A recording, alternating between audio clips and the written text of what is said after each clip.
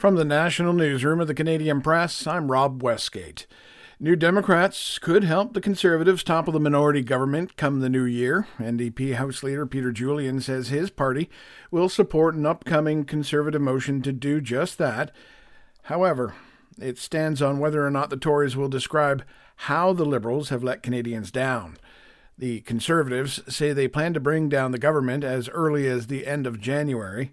Meanwhile, this all comes together as the Prime Minister's close friend, Gerald Butts, says he doesn't think that Justin Trudeau will stay on to lead the party into the next election. A pair of cabinet ministers delivered an update on Canada's new $1.3 billion border plan to officials from U.S. President-elect Donald Trump's incoming administration in Florida. A spokesman for Dominic LeBlanc says the Finance Minister and Foreign Affairs Minister Melanie Joly had a positive and productive meeting with U.S. officials who agreed to relay messages to Trump. They met with Trump's nominee for Commerce Secretary Howard Lutnick and Interior Secretary nominee Doug Burgum and are expected to continue the talks in the coming weeks.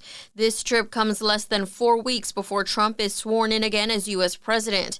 He's threatened to impose a 25% import tariff on Canada and Mexico over border security concerns once he returns to the White House. Brenda Molina Navidad, The Canadian Press. The bookkeeping world was shocked by the sudden closure of the Vancouver-based Bench Accounting. The company posted a notice of closure on its website, adding that the platform was no longer accessible. The move potentially puts hundreds of staff out of work and forces clients to seek alternatives just days from the end of the year.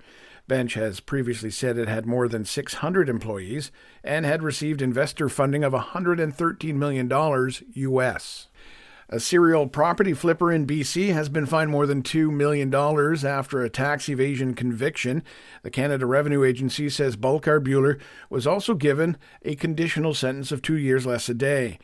Buehler pleaded guilty to one count of tax evasion relating to undeclared income of about $7.9 million from transferring assignment fees on 14 properties between 2011 and 2014. Assignment fees are paid for the right to purchase a property in which a contract's rights and obligations are transferred from one buyer to another. And when doing things right goes the wrong way. In these social media days, we're often urged to seek out public places for transactions when we've never met the individual buying or selling, or meeting someone socially for the first time. In Waukesha, Wisconsin, outside Milwaukee, a man selling watches met two prospective buyers in the parking lot of the police station. He let them try on the watches. After chatting for a few minutes, the two men ran off to a waiting getaway car, last seen on surveillance video speeding off into the night. Richard Cantu, ABC News. This is the Canadian Press.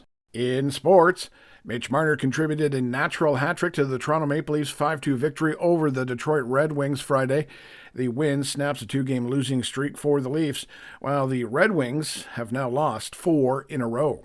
Elsewhere around the league, Colorado, Minnesota, St. Louis, Columbus, New Jersey, Buffalo, and Vegas all posting wins. Over to the PWHL, the Toronto Scepters escaped the league's basement with a 4-2 win over the visiting Boston Fleet.